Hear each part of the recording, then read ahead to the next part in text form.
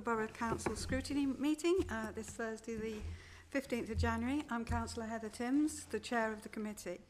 The meeting is being web streamed to the public through the Council's YouTube channel, and during the meeting, when asked to speak, please use the push to talk button on the microphone in front of you, and this will allow the camera to pan toward in your general direction and everyone to hear you.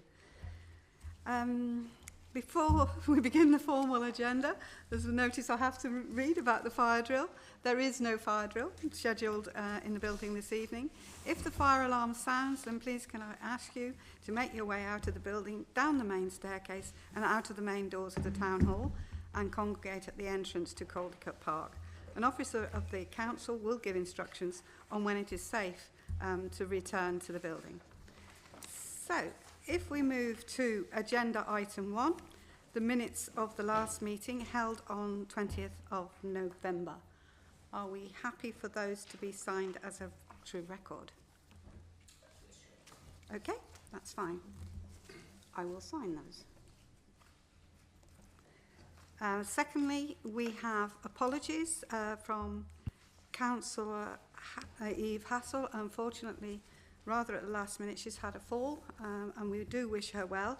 And Councillor Belinda Garcia is here to replace her. Sorry, Chair. Councillor Sayani just rang. She's stuck in the traffic, so she'll be a few minutes late. Okay, that's fine. Thank you for that information. Okay, item 3, declarations of interest. To receive declarations of A, non-pecuniary interests as defined by the Council's Code of Conduct. B, pecuniary interests as defined by the Council's Code of Conduct. Or C, notice under section 106 of the Local Government Finance Act 1992, non-payment of community charge or council tax. Okay, we have no interest at all. If I move on to the rest of the agenda, we have the agenda set out as item 4 to start with the Rugby Central Shopping Centre. Because we will have to go into private session for one of the part of this item, I've decided that we will reorder the agenda, and we will have fees and charges first. That's item 4. Item 5, people agenda. Item 6, Rugby Central acquisition, and then item 7 is the motion to exclude the public. Okay, are we all happy with that order? Great. Right. If we move to fees and charges, John, are you going to do this, or is Councillor Mystery? Whichever one wants to kick off, we're happy with either. Thank you, Chair. So the report on fees and charges is a summary of some analysis around the fees and charges that we'll set as part of full council on the 18th of February. Just to draw your attention to a few things. Our current medium-term financial strategy policy states that all fees that are in control of the council will increase by CPI in September before the start of the financial year. There are some exceptions to that. It's where they're set nationally, where we're looking at commercialisation, and also set by statute, and in some instances there's I've lost my train of thought. No requirement to raise those fees. So the appendix attached breaks the fees and charges into 3 sections. The first section is fees that may not increase by inflation. They're outlined. The second appendix is those that are going to potentially increase by inflation. And we've looked at a CPI increase of 3.8%, which is the inflationary increase in September, but also compared that also to a CPI plus 1 and a CPI plus 2%. And the third tab is all the fees that are set by statute and therefore will not be changing as part of the fees and charges schedule. Also important to note, this isn't the final position, as work's currently being undertaken by officers and administration, and the final schedule for fees and charges will be attached as part of the February Cabinet report and then reported on to Council for approval for implementation from the 1st of April.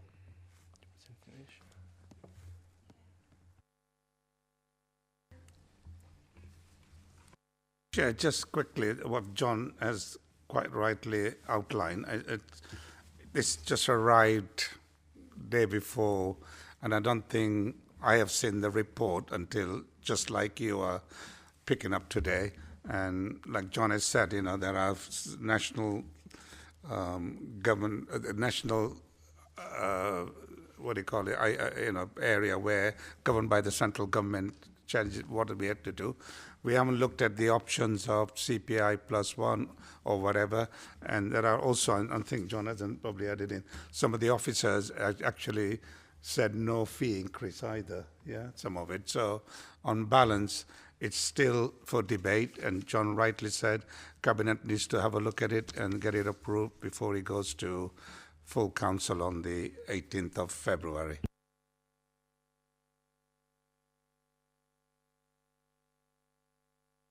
Councillors, do we have any questions at this stage, given that it has not been with us that long?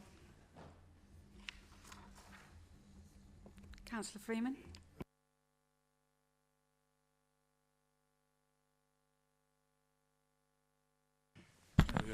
One of the options in the table is for just the inflationary increase, which is based on CPI as of September last year. And there's two others, 1% and 2%. Do we have any views on what the direction of travel is going to be on this? The minimum would be the September CPI, which is 3.8. That's the starting point.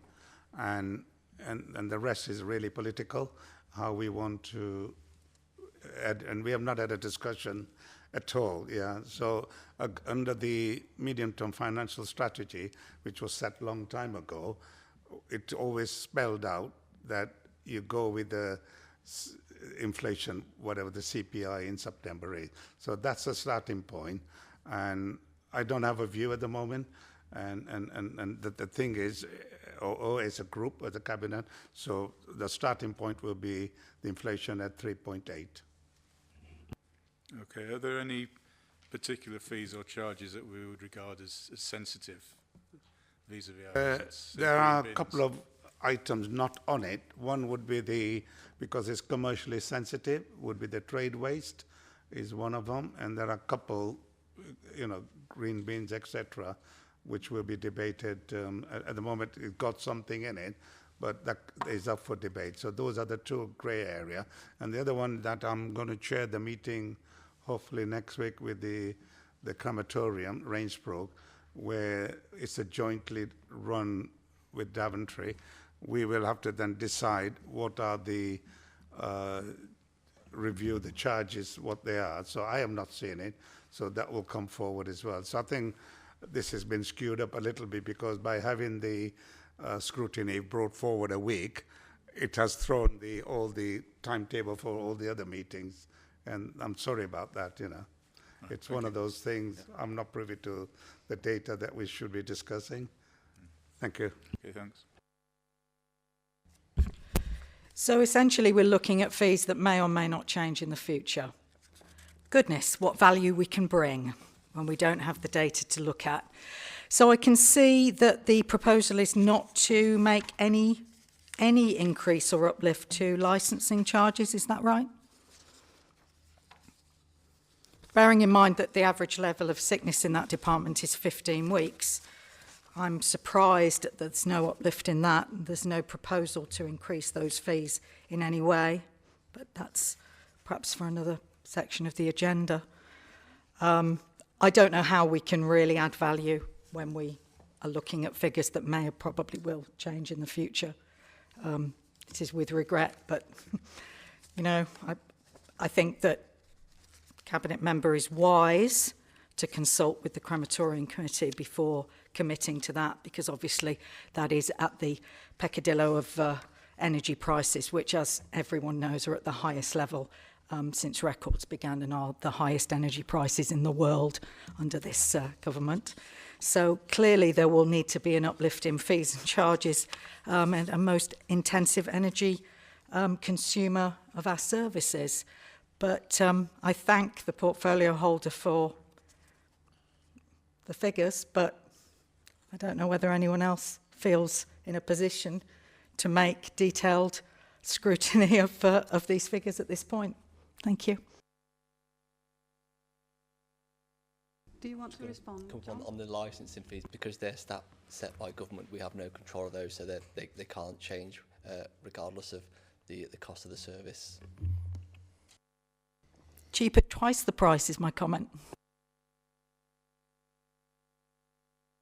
Well, I am rather surprised that we're in this position, because certainly last year we were able to discuss the waste charges, we were able to discuss various charges, and you were very open with us, Councillor Mistry, which was very helpful at that time. So we're in the position we are in.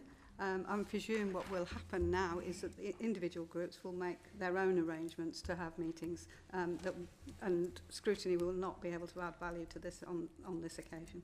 Thank you anyway for the report.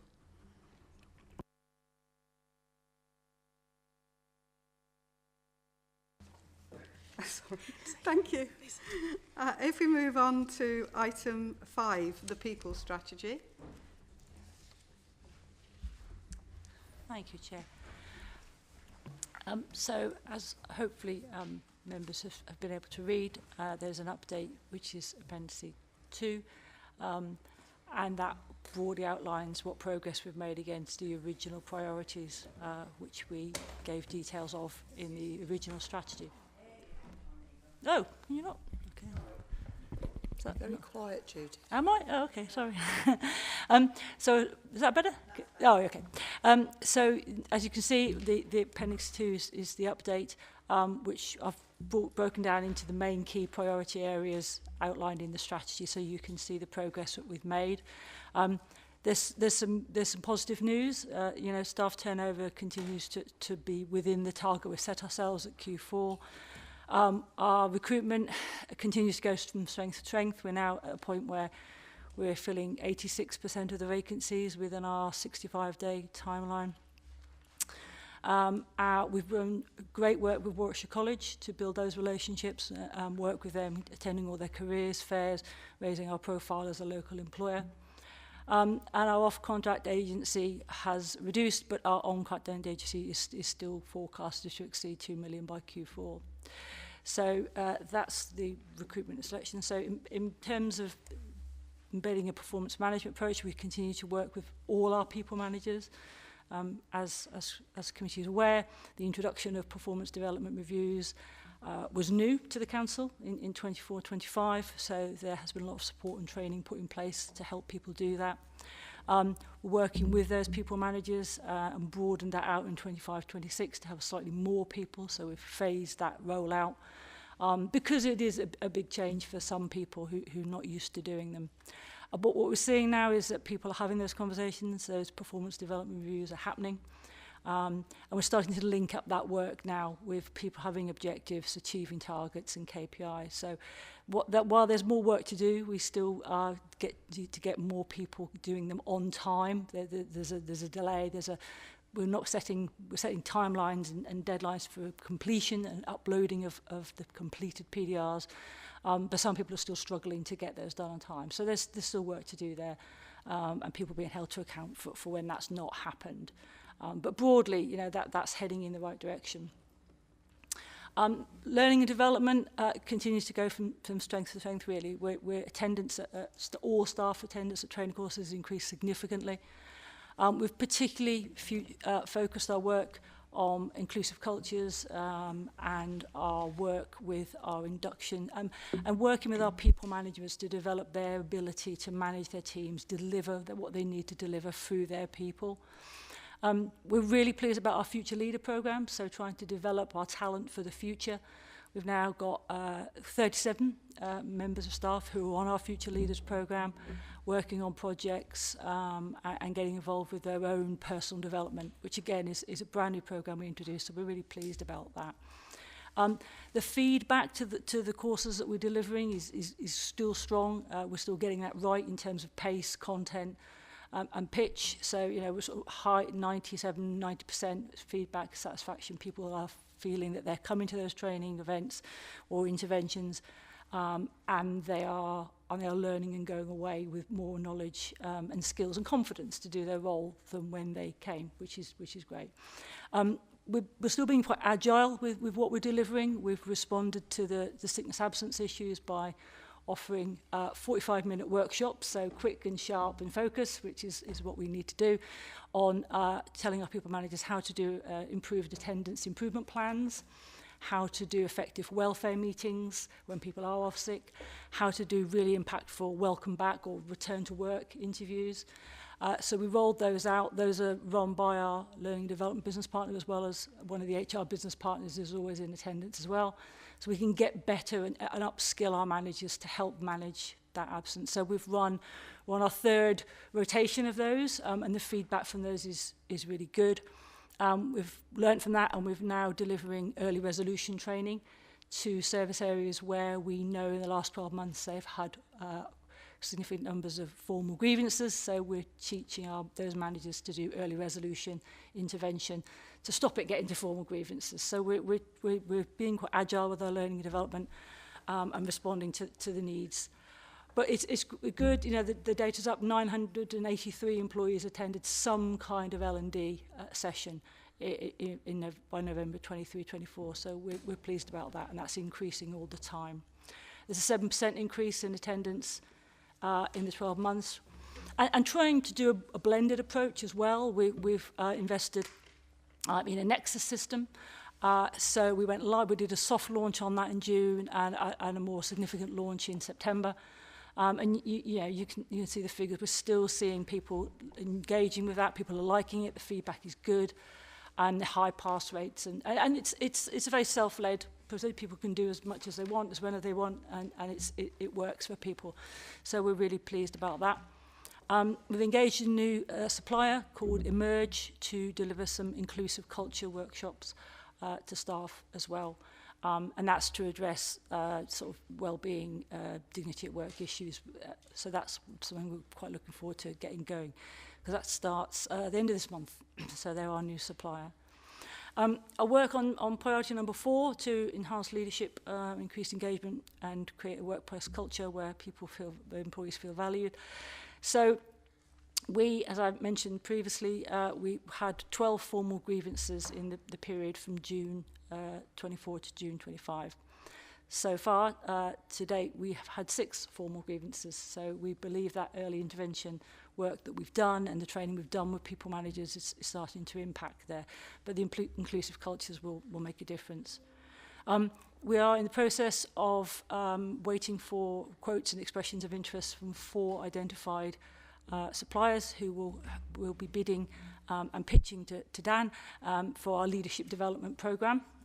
So that's going to happen. We'll start probably in May, June, to develop leadership skills across the organisation. That has been deferred to this year because of the leadership reorganisation. It made no sense to do that, obviously, prior to that being completed.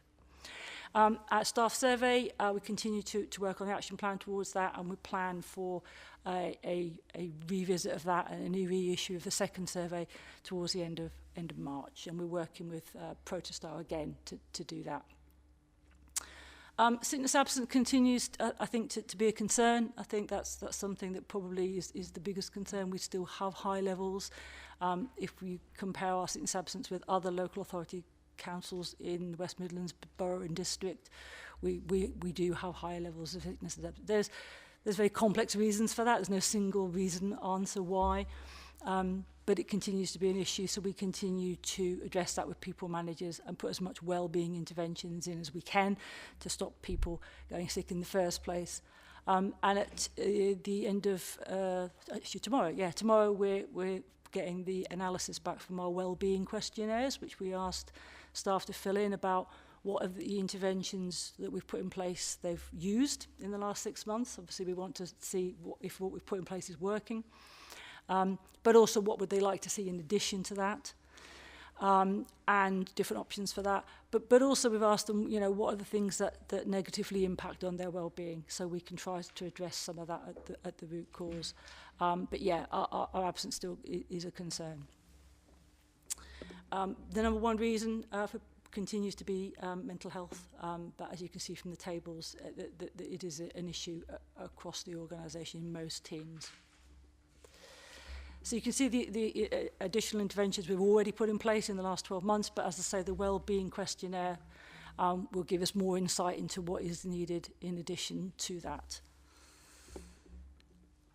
In terms of the digital systems, some great work happening here. I've already mentioned the e-learning platform, which has been a great success. We are planning for approaching our iTrent, which is our HR and payroll system, iTrent migration to the cloud, which will bring several benefits. But that's happening. We'll go live on the new system on the 6th of February. So that's a big piece of work in that it would migrate to the cloud, which means accessibility for our staff who currently don't have access, because they will be able to have the app on their phone. So they're able to book their holidays, they'll be able to view their pay slips. This is our frontline workers, our drivers, our operatives, our property repairs officers, people who don't sit behind a desk and don't have easy access. They'll be able to do that. But also to make updates to the system more easily as well. So that's a big piece of work we're working on. We now have leavers questionnaires electronically on iTrent. Before they were Word documents that got emailed around, but now they're a leavers questionnaire, so people can fill in their own leavers questionnaire, put their own answers, and hopefully the response rate to leaver questionnaires will increase as a result, just from that digital accessibility. We have a chat bot. We have a chat bot linked to our people policies. So we have we're testing it at the moment, and we're hoping to go live within a month. So it will answer employees' questions. So anything to do with the policies, it will ask questions. So I'm a grade F, how many holidays do I get?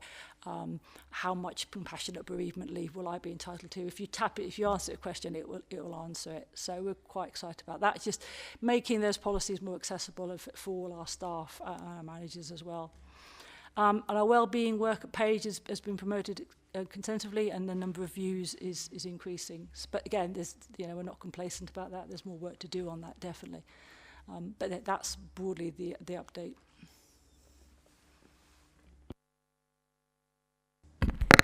That was quite detailed. I'm losing my voice. I've got the dreaded lurgy, so apologies. Really, just to sort of say, a huge amount of work has been done over the last 12 months and before that. I'm very pleased that we have got some really good health and wellbeing initiatives going. I'm pleased that we've actually started to invest in managers as well, because often people have this misconception, as you will know, Councillor, that HR is responsible for everything in an organisation, when actually line managers have a lot of responsibility. So we've invested a lot of resources in developing managers, because you can't expect them to know what to do if you don't put that investment in.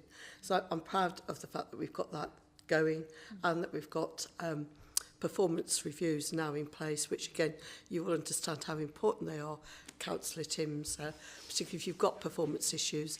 If you're not measuring them, you can't really move people on in the way you might need to sometimes, or help them to improve if you're not measuring their performance. So I think they're all good things. A lot of these sort of health and wellbeing initiatives as well have been tied into the equality and diversity agenda as well. So we report back in there. So it's not just management that are looking at what's going on. There's oversight and scrutiny from councillors, and I think Councillor Garcia, you would agree that we're reporting those things in, and some of the workforce stuff. We also know as well with policy development, there's a huge amount of work happened on policy development. The new E&D leads trained most of the managers on impact assessment processes to strengthen that. So, I mean, I'm not going to go on and on. There's a lot of stuff. There are some areas that we know need to be improved on, and we have regular meetings every 3 or 4 weeks with the spokesperson from the Lib Dems, and I think we're quite challenging in some of the things we look at and ask about, and I feel we are making progress. I'd like it to be quicker, but we are making progress and most things are going in the right direction. Thank you. Thank you, councillors. Councillors, do you have any questions? Councillor Freeman.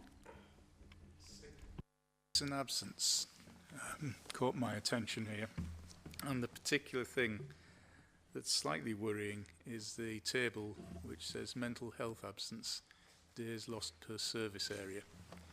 So communities and homes, 224 is the highest, and the lowest is operations and traded services. Is there something in community and homes and finance and performance that we need to know about to explain the difference between that and other services? Thank you for that. In communities and homes, I think it's a complex picture. I think there's been a lot of change in that directorate under the current leadership and some new ways of working. There have been some people who have found that change quite challenging, and there have also coupled with some people who've had some very difficult situations in their personal life. When we measure mental health, that divides up into stress, work-related stress, depression, and anxiety, so bereavement. So when we say mental health, it's all of those 5 reasons, which was our drop-down menu when we record absence on iTrent. So we've had some people in that team who've had some personal circumstances which has been very difficult, so that would have made a difference to those figures. So it's a complex picture. Is there anything you particularly need to know? No, I don't think so. I think where we've been able to support people and teams, we've done that and got them back. And where, as Councillor O'Rourke mentioned, we need to identify people are struggling and put those interventions into place. We've done that. But there's also a part of that service which is very frontline, very challenging, and that brings its own pressures for people. But yeah, so there's nothing in particular. I think if finance and performance, there have been some issues where we've had to step in to address things, but I don't think there's anything unduly that you should worry about particularly. John, would you add anything to that? It's your service area. Finance and performance specifically? No, I think when you've got quite a small team, when you've got we've got one instance of long-term sickness at the moment, and yeah, it does have an impact on the stats, but also has an impact on the ability to provide services, and certainly with the long-term sickness that we've had, we did try to manage the service through internal officers, but yeah, in the end we had to go out and get some external support through agency because there was just nobody in-house with the relevant skills to be able to provide that. And yeah, in order to try and manage the budgets around that, we've looked at the shift pattern of that agency as well. So we've gone with a less than full-time role just to try and save on the cost of that agency work, and it has been successful. But the realities are we would like that individual back because we want a fully fit, is that the right phrase? But we want our team present because that's how we can really move things forward. I think one of the things I would say as well is we've tried to shift our focus very much to getting people back as quickly as we can. Our practice around welfare check-ins with people, visits, and offering those interventions while they are still signed off has improved significantly. So we now offer we have a capacity of 2 counsellors for people to access. We have the Able Futures where they can phone up and talk to people individually. So we've done a lot to get people back much quicker than they were.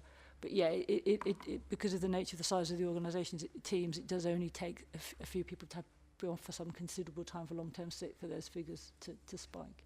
But it's all about supporting people when they're off sick and getting them back as soon as we can and doing phase returns.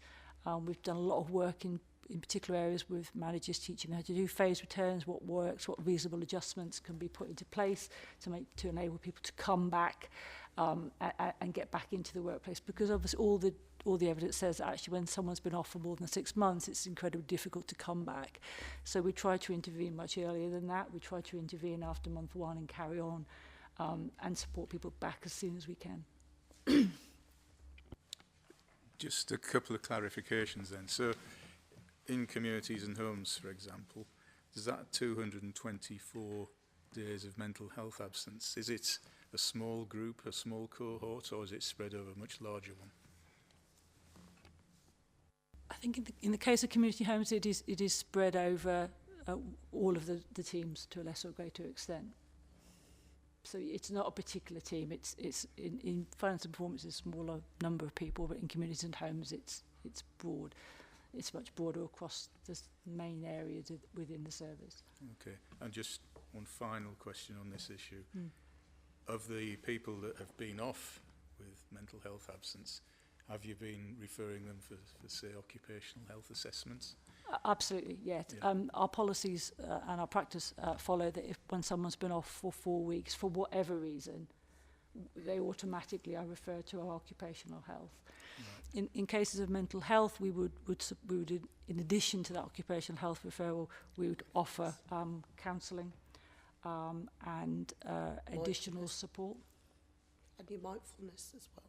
Yes, yeah, we do. We have a course for mindfulness and we have well-being, mental health. But yes, we would automatically. And they would then get follow-up appointments with that occupational health, and obviously it's the occupational health report that informs the support that they need, and we will work with them to work with that. But our experience is actually training our people managers on how to do those welfare meetings, how to support their employees when they are off, and how to plan for and manage a phase return, how to put those reasonable adjustments in place for people. That's where you get your real benefit. That's where you get people back quicker, when you've got that line manager actively engaged and feeling confident to get that employee back into the workplace. Okay, thank you.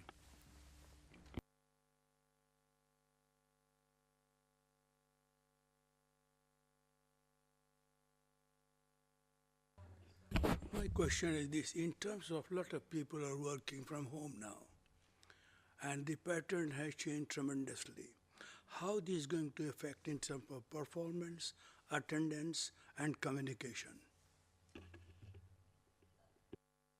So our policy remains unchanged, which is that 40% of time must be in the workplace for most roles that are able to work from home. We need to remember that there are roles in the council, and many of them that don't work from home. That's not so it's not everybody. There are some roles that don't. But where that is the case, where some people do, we have processes with our people managers. So one of our courses is being a people manager. So we talk to them, how do you do that? How do you communicate with people? How do you stay engaged? How do you make sure that they're still engaged? All our teams have a team day. So that's the one day of the week where everybody comes in. So it's an anchor day, it's a day for connection, it's a day for that team meeting to happen in person. So that helps with communication, and everybody knows that day. In my team, for example, it's a Tuesday, so everybody is on a Tuesday. That's when we have our monthly team meetings. So we do that. People manage, they still have the one-to-ones. It doesn't matter. I mean, most times people have a preference. Some people prefer to have their one-to-ones in person, and the line manager would adapt to that. Some people are quite happy to have their one-to-ones on Teams, and some people it's a mix. It depends where people are. But those one-to-ones are still very effective, even if both parties are on Teams. So that happens. In terms of performance, obviously with the introduction of the PDRs, where people have the targets, they have their priority areas of work, managing performance is easy in that respect, not because of where they are sitting at that particular day, it's in terms of their targets and what they're doing and their productivity. So I don't think it's a particularly an issue for us as an organisation. In fact, I think if we think to local government reorganisation, many other of our neighbouring authorities have even more flexibility. So county, for example, they don't have any minimum number of days. And I've always felt, and I think it's still the case, that actually it's important to have that minimum 40% in the office. I think people do need to come in, reconnect, and have that time in the office. And I think that's important. But I think it's also about when they're working from home, on the occasions people do, is having that consistency, still having their check-ins, still having those one-to-ones, still having that targets, still having those work check-ins, and making sure the work is progressing.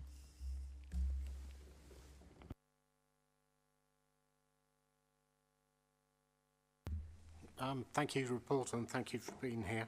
I think one of my questions would be really about agency spend. I think it's in the region of 2 million. I think it's becoming a trend. It's really therefore just what are the root causes? Well, one is that the plan, I'm assuming not. Root causes, is this attrition? Is this lack of recruitment? Is it the fact we haven't got the right competencies? What are the root causes that are causing the agency spend?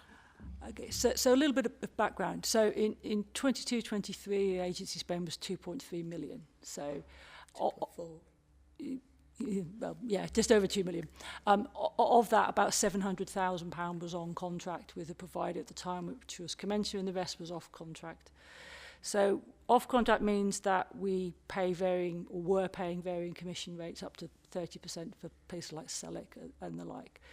So since then, in January 2024, we went with Opus as our partner. So since then, we've had that move over. Now, some agencies were off contract are now on contract. They've gone onto the framework with Opus, which is better because we get better rates, and they have to adhere to Opus's practices.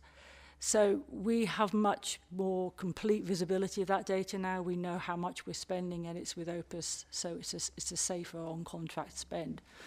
So is it coming down slowly? But yeah, it's still way too high, and I think we would all recognise that. I think so as a comparison, in 24-25 we spent 1.75 million. At the moment we're looking like 1.8. So the main reasons why are interesting when you start to unpick them. So predominantly the main reasons why people are hiring managers, are engaging agency workers, is additional workload. So when they use Opus, they have a drop-down menu and they fill in a reason why they're requesting it. So the main reason at the moment seems to be additional workload. The other reason is a vacant post cover. So it might be, so our intention is that while they're recruiting, because for some positions that takes a few months, they have an agency cover to fill that. So interestingly, if you look at the data, the reason given for agency isn't huge amounts of it isn't sickness cover. It is predominantly a vacant post or additional work. In fact, my talent resourcing business partner and myself met with Dan Green earlier this week, and we were talking about what we do in terms of more interrogation. So our intention is to do a resourcing justification form for hiring managers, for all hiring managers. In some cases, a hiring manager can be a chief officer if we're having an agency service manager. In some cases, it can be a service manager. Down at Work Services, the hiring manager may be the supervisor. So it would depend on who the hiring manager is. But a resource justification form to see why are we doing this? How long do we believe the agency worker will be needed? Is that days? Is it weeks? What are the alternatives, and what are the longer term solutions and interventions we're putting in place to get that as a permanent? Because an agency worker is a short term solution, to a short term problem. It shouldn't be a long term act. But it is very much about understanding where that additional workload's coming from, because if it's a sustained additional workload, are we actually thinking about we need a permanent position created, and so looking at it in a more permanent purpose. But we're looking to do that resource justification form next month.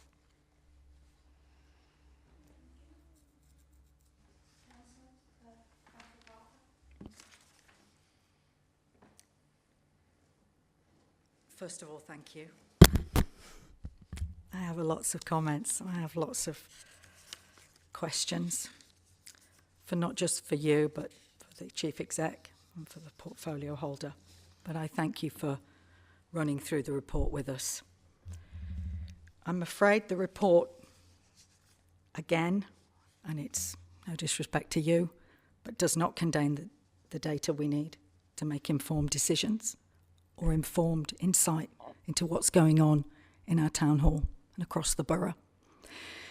Because once again, a report comes to us with no comparators for neighbouring authorities, how we compare on a national scale for things like sickness, and offers no indication of the trends of the last 5 years. So it is with deep regret that we have none of that to look at tonight. Councillor O'Rourke says we're going in the right direction and there are challenges. I think that must be the understatement of the year. This annual delivery plan in front of us paints a very dire picture of what is happening in our authority, and a very sad one, because it clearly shows that lots of our employees are very, very, very unhappy. I'll get on to the figures in a moment, but I think for the first time, Councillor Moran and I are in agreement, because I agree with him. Rugby Borough is a thriving community that deserves excellent services. But unfortunately, with the sickness levels we've discovered tonight, there are very few people here to deliver those services because we have been asleep at the wheel while our sickness rates have gone through the roof. And I'm going to be honest, this has been my bête noire for the last 20 years. Actually, I'll correct that. The data is I've only been a councillor for 19 years and 8 months, and I've been banging this drum about sickness since I began, and this problem is not unique to you as Cabinet and in control. It's a problem that we have wrestled with for many years, and it's something that they've all got sick of me banging on about. But let's look at the figures, because I don't understand them, and I would really value whether it's my stupidity or the lack of clarity. And I suspect it is the former. But can we just turn to the sickness figures in... Now, let me get the right page. Sorry, I'm getting used to new glasses, and they are useless. So, average days lost per instance of absence. Can we clarify what that means? Oh, sorry, Maggie. Councillor O'Rourke, forgive me. Page 5. Average days lost per instance of absence. And the highest is at 15 days for regulation and safety team members. So does that mean the average member sitting in regulation and safety takes an average of 15 days off a year, or in quarter 2, they had 15 days off? Forgive me, it really is unclear. Councillors, can anyone else clarify? Or is it just me? All the figures are a rolling 12 months. So it will be over a 12-month. So the highest level of sickness is in regulation and safety. Mm-hmm. And team members there take an average of just over 3 weeks off. Over the 12 months. Yeah, that's what I mean. Yeah, so to clarify, the average level, and you know what? Let's sit back from regulation and safety. It's not fair to them. Let's just look at overall, because it's not a witch hunt for team members. Let's just clarify. On average, an employee of Rugby Borough Council takes 13 days sickness every year. Am I right in that statement? Yes, it's an average, but we have 537 employees, so it's an average. well, thank you, because actually you bring me on to another point, but I'll come back to that. I'll circle back, if I may. On page 4, Q2 data indicates 4.6 lost days per FTE for short-term sickness. Is that in addition? So the average is 17.6. Perhaps you can clarify. So we measure it in long-term sick, and we measure it in short-term sick, days lost for short-term sick and long-term sick. So it would be unfair for me to extrapolate from this data that you've provided that the average is 17.6 per employee. It's not. The average is added together, so it's a total. So it is, so, Yes. so on average, employees of Rugby Borough Council take 17.6 days off, on average, per year. Is that right? Because I'm not here to cast aspersions. I just want to interpret the data properly. Yes. And, okay, thank you for your clarity. I appreciate it. That's a standard measurement across all local. That's the robust measurement, so it's lost days per employee.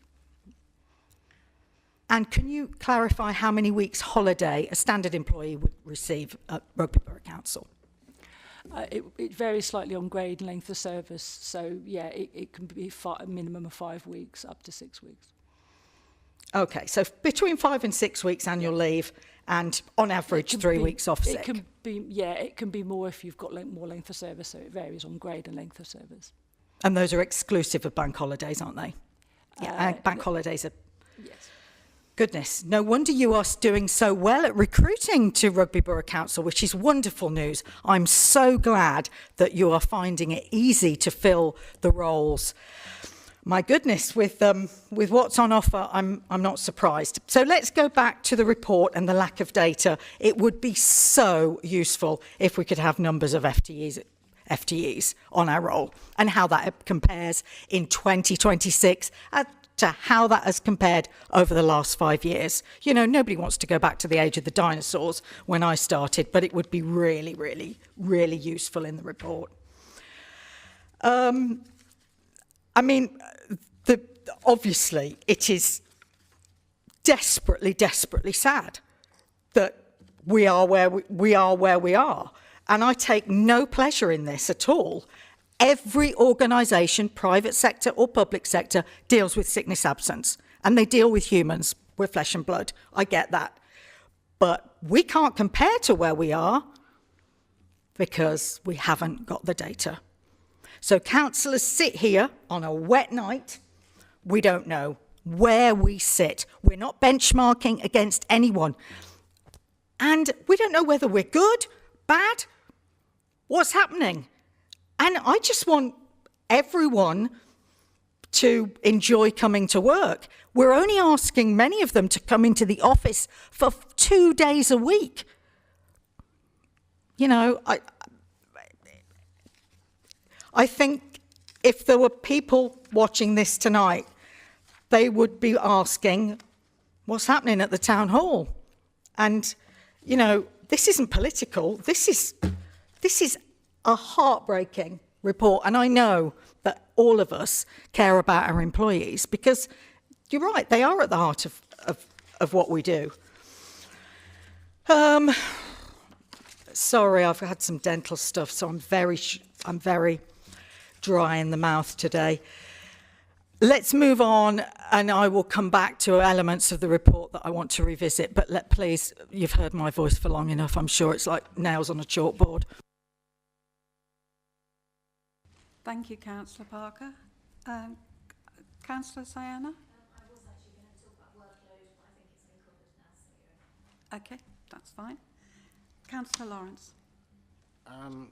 Changing tack slightly, I think we've all echoed that sickness levels are too high, and I think the point's been made on that one. Performance management, okay. I understood, and please correct me, that there was a pilot for PDRs, And then I'm not quite sure how many PDRs have been completed. And I'm then going to ask the question, I'm assuming that all managers have completed their PDRs. So there was a few questions there. The pilot, what's been learned from the pilot, what's been applied, how many PDRs have been completed, and have all managers completed PDRs? So yes, you're right, Councillor. There was a pilot. So we piloted it with 87 of our people managers in 24-25. So we trained them, we launched that with them. They had their PDRs, so they went down as far as our people managers. So we are now at the point where we had 82% of them completed their PDR. So what did we learn from that? We learned that we slightly amended the form. People wanted more space to talk about development needs, so we changed the form and we made that more obvious. The values matrix, so behaviours against the values that we were looking for, the feedback for that was really good. People quite liked that. So that was the pilot. And then 25, 26, we rolled that out slightly more. So we included our office-based staff. We didn't include our operatives and loaders and drivers. And the reason for that was because we were going through reorganisation down at Hunters Lane at the time, and it wasn't the right time to do that. And our property repair service operatives either. So I think that left us with 300 employees who had a PDR. Everyone had their PDR, and we're now at the point where we are having to chase for them to be uploaded. So we did some investigations that, and what appeared to be the case is that people had their PDR, that had the meeting, that had the form completed, but actually what people were struggling or forgetting to do was upload it to iTrent. So that's obviously where we generate the reports from. So at the moment, from the 25-26 cycle, we were about 56% of people have completed and uploaded, but more have completed. So we've given them to the end of this month to finish that cycle effectively and upload that. And then we'll look at that data, and we'll use that to plan for the 26-27 cycle. That figure seems disappointing to me.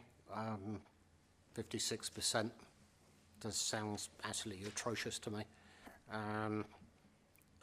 What are you going to get to 100%? Have you got a target by which you're doing 100%? And my other question was still standing, have all managers done their PDR? Yes, all managers have had their PDR. Yes, we want to get 100% of people to do that, and we do need to have a look at the data we get by the end of this month and then decide what we need to do to make sure that is achieved. I'm probably going to look at Dan. That seems really disappointing in performance measurements. That, you know, it's woolly.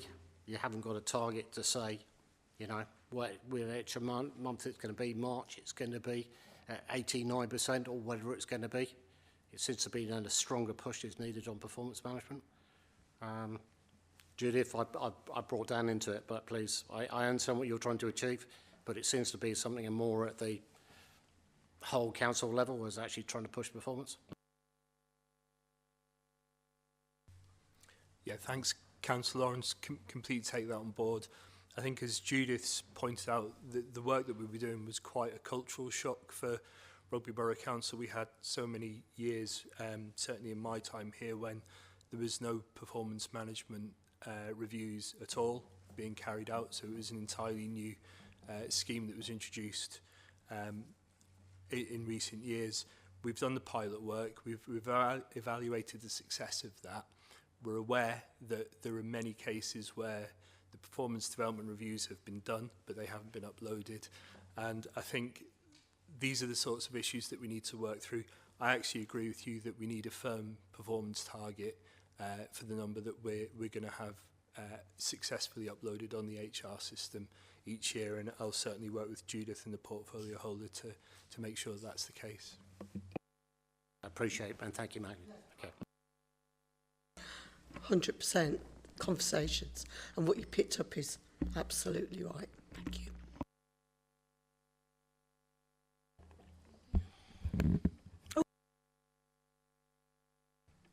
Just to follow up on Councillor Lawrence's question, 50% for performance management reviews is very low, isn't it? And as most of us have worked in positions where we're managing people, isn't carrying out of annual appraisals a just do it because that goes with the territory? That's part of what you're paid to do. I would agree with you. Yeah, it's part of the job. It's not an add-on, and we need to make that very clear to people and say that actually they need to do them and upload them and finish them. So yeah, I would agree. But it is part of the job. The implication from this statistic is that a significant part of someone's role is not being performed regularly. And this could be one of the factors that is leading into the sickness and absence issues. If staff don't feel that they're being appraised or their training or the development needs are being met, sometimes the way they can express this is through difficulties with mental health or allowing physical ailments to become perhaps more significant than they should be. Yeah, I'd agree with you. Yeah, I think if people feel seen, heard, and valued and listened to, then yeah, they're more likely to be engaged. So having those conversations, the value of those conversations, the quality of those conversations, the setting of those targets, the issuing of those objectives is vital, and we have to get better at that as people managers. We have to make sure that we are delivering that, as you say, is part of the job. So how do we get from 50-odd% to 100% compliance? What we can do at the moment, we have done, is run the report so far to show who hasn't, so which of our people managers haven't completed theirs. So we can identify those and work with their chief officers and in case of service managers to make sure that happens.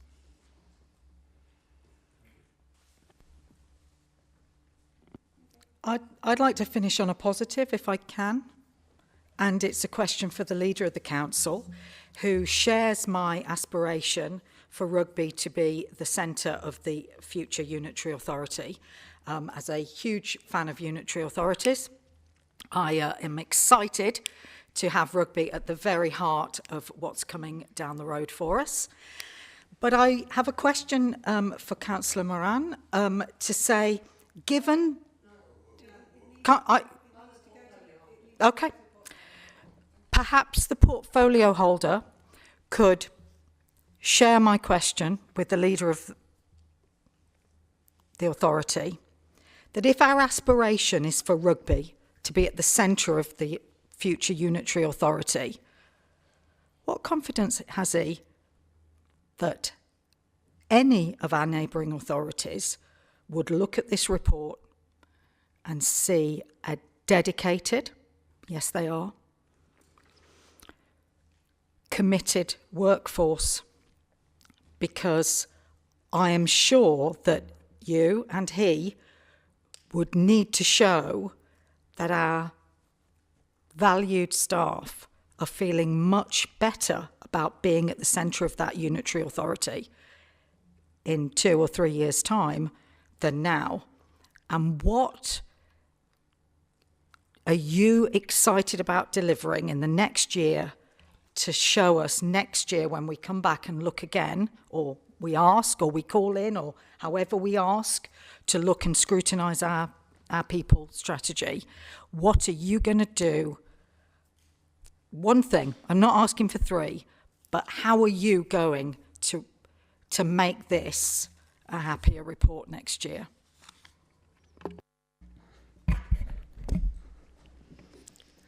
I sort of really welcome that question, but I'd like to reflect back on the sort of absolutely open sort of dialogue that you had at the beginning of your questioning. And we know, and I'm not blaming anybody, but historically there have been some major challenges. And I could sit here for a long time like Judith and go through all of them. And you know what some of them will be. It will be under-resourced, too much pressure on certain staff in certain areas.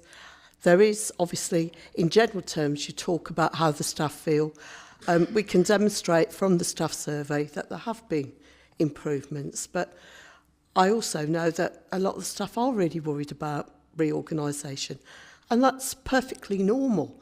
You know, when you've got any big major change and there's uncertainty in people's lives, it's stressful for them.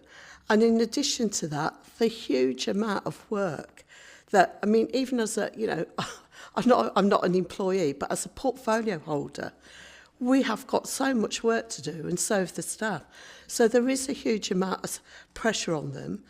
And we did come into a situation where there weren't any systems in place. When I first got here, there wasn't a policy that was up to date. There wasn't a performance management system that was in place. It's before this current leadership. I'm not having to go back. So I welcome your feedback. I agree with a lot of what you're saying. I'm not completely, clueless about this. You know yourself that I work in this field. And I think both the chief executive and the HR lead would both say to you that I am very challenging, as would the Lib Dem spokesperson, when I have the monthly meetings and I focus all the time on what are we doing, how are we going to improve.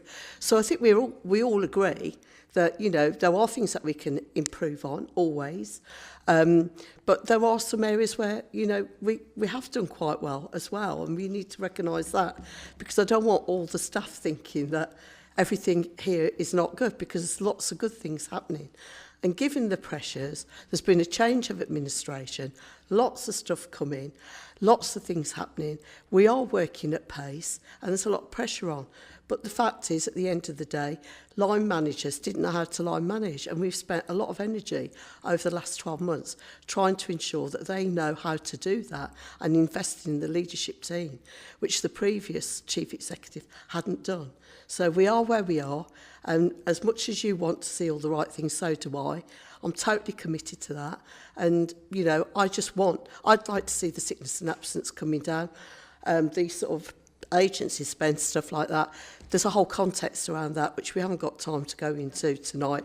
It isn't just as it seems. It could be for unexpected work that has to be completed. There is no, negotiating around it.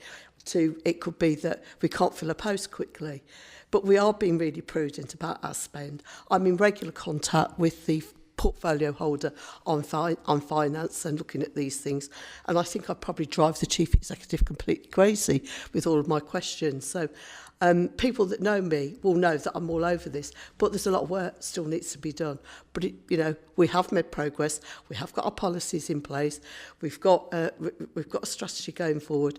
We need to make sure that the workforce reporting is picking up the right things, and it's not an annual thing, that it's being picked up all the time. Objectives need to be set into the sort of PDRs of the senior team and leadership teams and managers to make sure that they are doing things like delivering the PDRs for all of their staff under them. I know what needs to be done, and we're chipping away, and we will get there. But thank you. I really appreciate your feedback. Madam Chairman, just to say thank you on behalf of all of us for that very comprehensive answer, and no one would ever question your commitment to making this report happier in future. Right, councillors. I think I start from the point of, in this report, contract spend is likely to be at the end of the year in excess of 2 million, whether that's on or off contract. The sickness rates are 17.6%, but I need to look at that from an annual point of view. The performance returns show 56% completed and uploaded. So we've got a starting point, haven't we, of where we are, which is quite useful.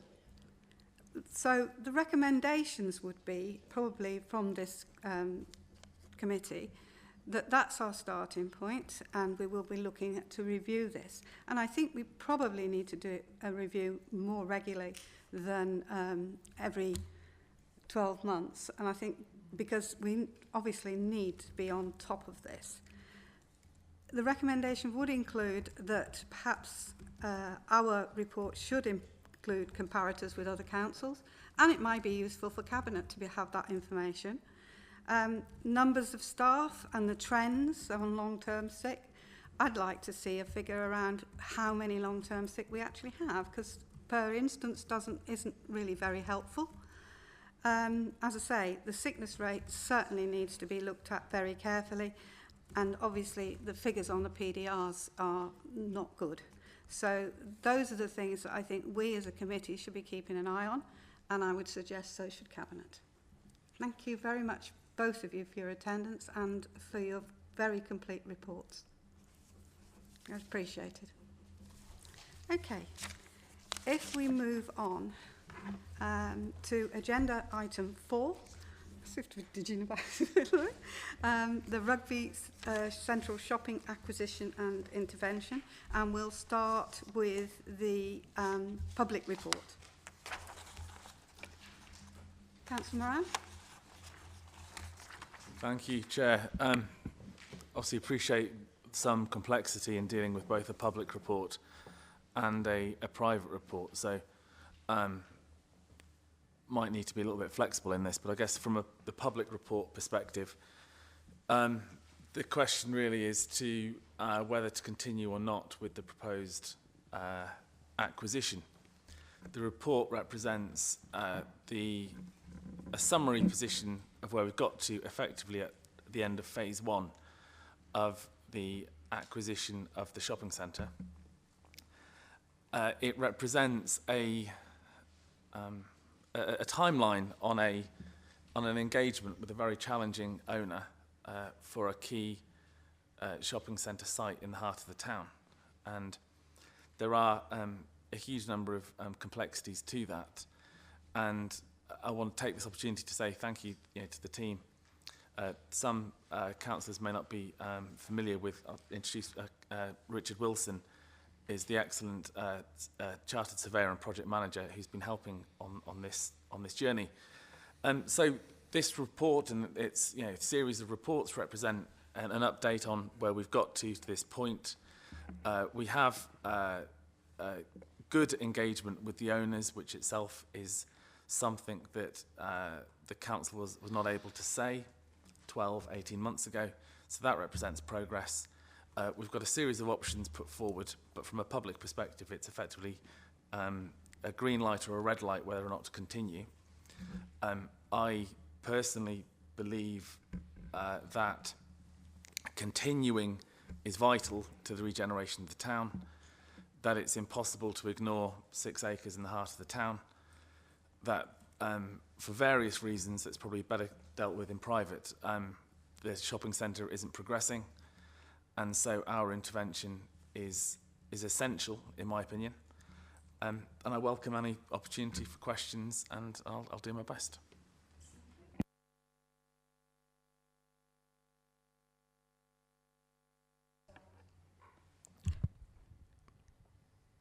Is it the purpose of Rugby Borough Council to be a commercial landlord? No. Thank you for the concise nature of your response. So, are you confident that this acquisition, costing the taxpayers of the borough, there is no money at Rugby Borough Council, every penny has been taken from people who pay their council tax. Are you confident that this is the best way of spending millions and millions and millions of their money? Yes. Are you satisfied with the checks and balances in place? And I use that word with some loosely. That given the fact that our staff take 17 days off sick on average, that we have the expertise in this building to stretch ourselves to become a commercial landlord? As I said at the start of my answer a moment ago, the objective is not to become a commercial landlord, so don't misconstrue what I said. As a council, as an authority, we've got many different roles and objectives to serve the borough. One of those objectives is to see a positive regeneration of our town centre. that fulfills both an economic role. It performs a more meaningful role about expanding the degree of self-confidence both residents and businesses have in the borough. That itself has a self-perpetuating effect to the economic prosperity into the long term. So whether that's spending in the town, whether that's businesses doing profitably well, or whether it's through commercial rates. But it's not done in isolation. Clearly, the council has many, many different services. I understand the objective of regenerating the town centre has been well established and vocalised by this council for many, many years, even perhaps as long as since your tenure personally as a councillor. What this report does represent is a tangible progress towards that objective. So, yes, I believe it's a very important step forward, but absolutely, through a combination of in-house and external expertise, absolutely we have the requisite skills. But what I'd say is that amongst the various service lines that the council fulfills, I do not think this particular area is necessarily any more complex or fraught in any respect than other services that we fulfill. Acquiring a shopping centre is not rocket science. We've, as clearly demonstrated through these reports, a huge amount of background work has been done, due diligence, to get us to the point where we're laying forward a series of options to council.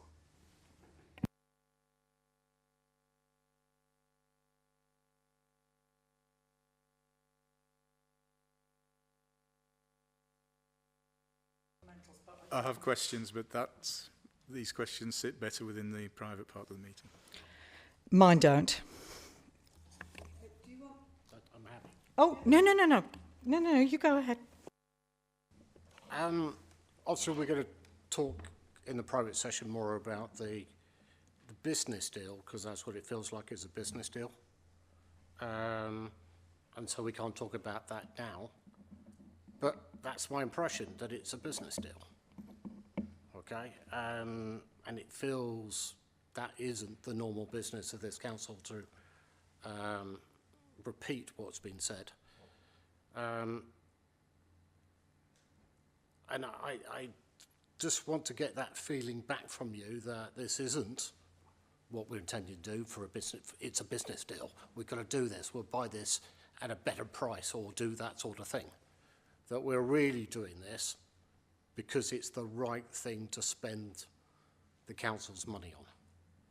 Now, totally respect Councillor Moran, your position here, and I'm not trying to tell you, but it's that I want, under public scrutiny, well, we can talk about it, is can I have your assurance that this is what you're doing because it's on the best for rugby and not because it's a good business deal?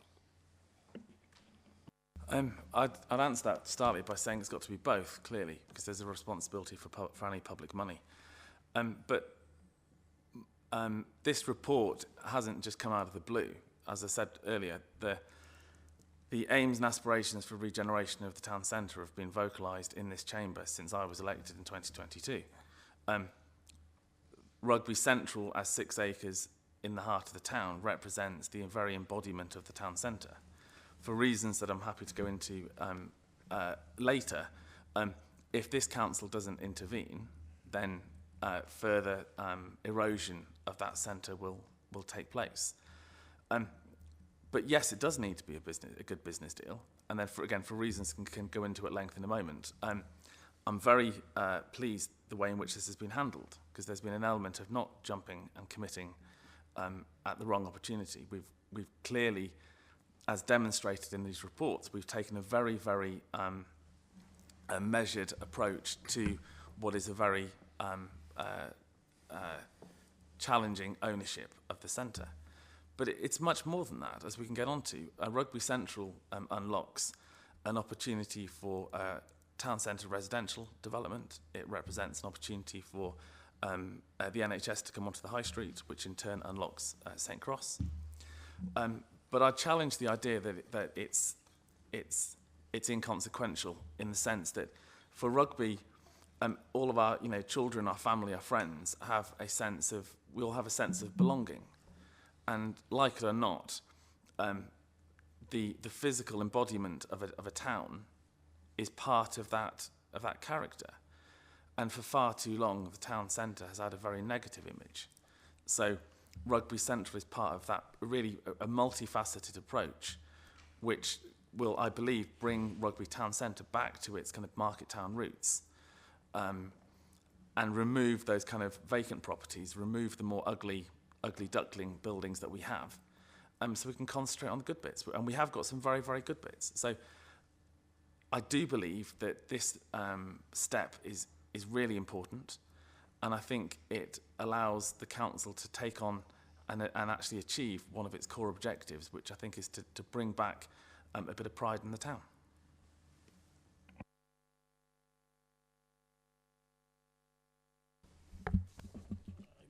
Could I just respond in? I don't think anybody's talking about the fact it's not a good thing to regenerate.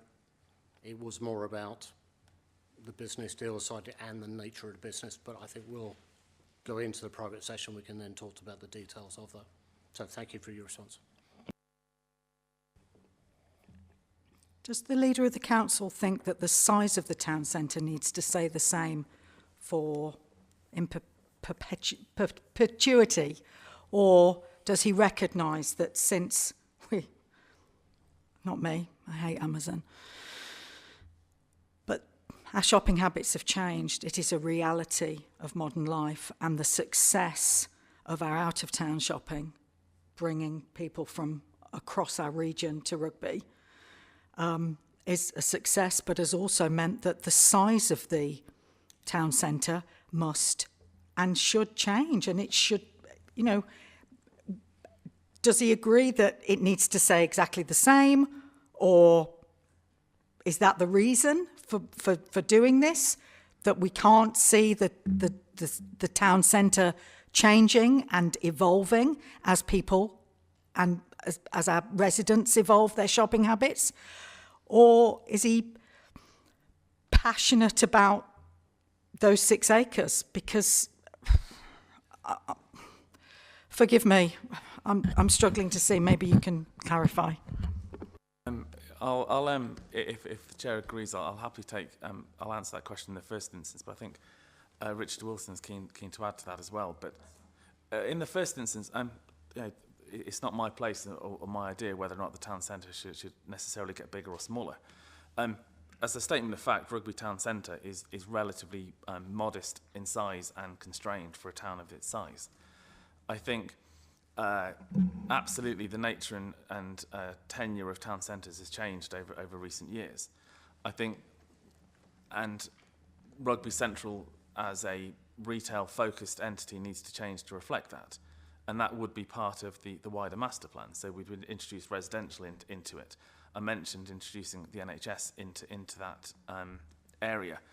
Also, the other key element is that this would then facilitate an opportunity to bring in a centre of excellence for business skills, for which we've got funding, and that would come into the heart of the town. So it would bring different elements of economic life into the town centre. I think, but it's important, especially in the modern age, we're very prone to characterising centres by headlines and by first impressions. And currently, Rugby has too many vacant properties which kind of mischaracterise the good bits of Rugby. So what we do need to do is to kind of take an interventionist approach, because given the circumstances, I think the council is quite alone in that respect. But I think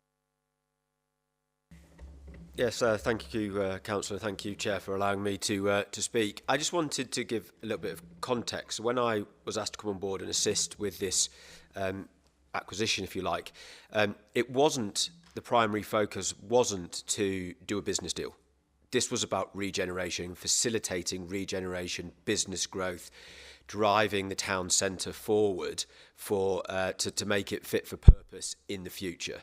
And I think that gives a really good bit of context around where the council wants to get to. This isn't about buying a shopping centre for a commercial deal to own a shopping centre.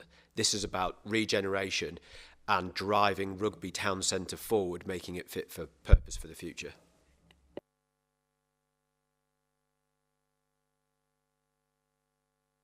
Now we can go to private, if that's okay. Yes. In that case, we'll go to private.